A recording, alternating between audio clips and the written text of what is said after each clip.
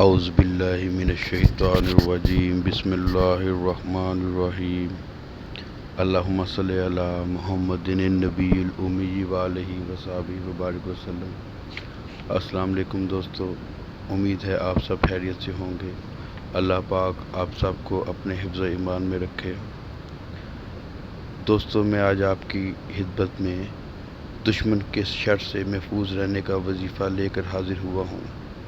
پیارے ناظرین، اس ویڈیو کو آپ مکمل دیکھیے گا تاکہ آپ کو اس وظیفے کی تمام معلومات حاصل ہو سکیں۔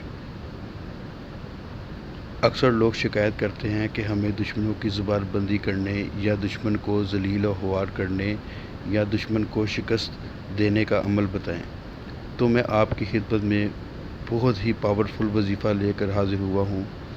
اگر آپ نے 3 دن اس عمل کو کر لیا تو آپ کا دشمن ذلیل و خوار ہوگا اور آپ اس کے شر سے ہمیشہ کے لیے محفوظ ہو جائیں گے۔ اگر آپ کا دشمن آپ کو کسی بھی طرح تنگ کرتا ہو، وہ اپنے ارادوں سے باز آ جائے گا۔ اگر دشمن نے آپ کے گھر، دکان یا مال پر قبضہ کر رکھا ہے تو اللہ کے فضل و کرم سے چھوڑ کر بھاگ جائے گا۔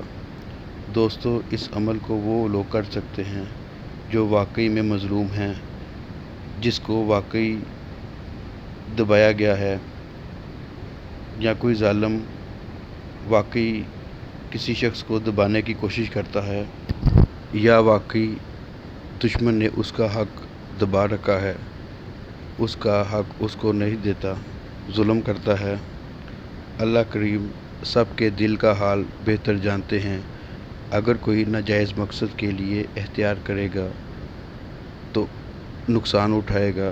اس عمل کو آپ نے چاند کی 20 تاریخ سے 30 تاریخ کے درمیان کرنا ہے۔ بہتر ہے منگل یا ہفتے کا دن ہو۔ اس عمل کی اجازت حاصل کرنے کے لیے چینل کو سبسکرائب کریں اور بیل آئیکن کو ضرور پریس کیا کریں، اور ویڈیو کو لائک ضرور کیا کریں۔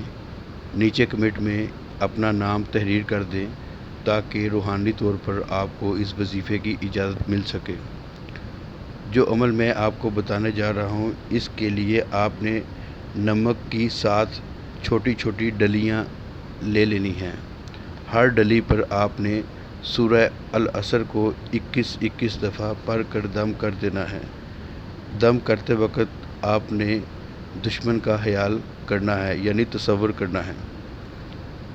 دم کرنے کے بعد آپ نے نمک کی ڈلیوں کو آگ میں ڈال دینا ہے تاکہ کچھ دیر آگ میں جلتی رہیں۔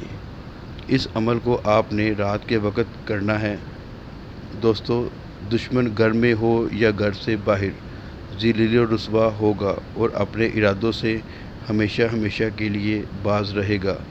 اس عمل کو ناجائز کام کے لیے ہرگز مت کریں، نہیں تو نقصان کے آپ خود ذمہ دار ہوں گے۔ جیسا کریں گے ویسا بڑھیں گے۔ انشاءاللہ ایک اور نئی ویڈیو میں آپ سے دوبارہ ملاقات ہوگی۔ تب تک کے لیے اللہ حافظ۔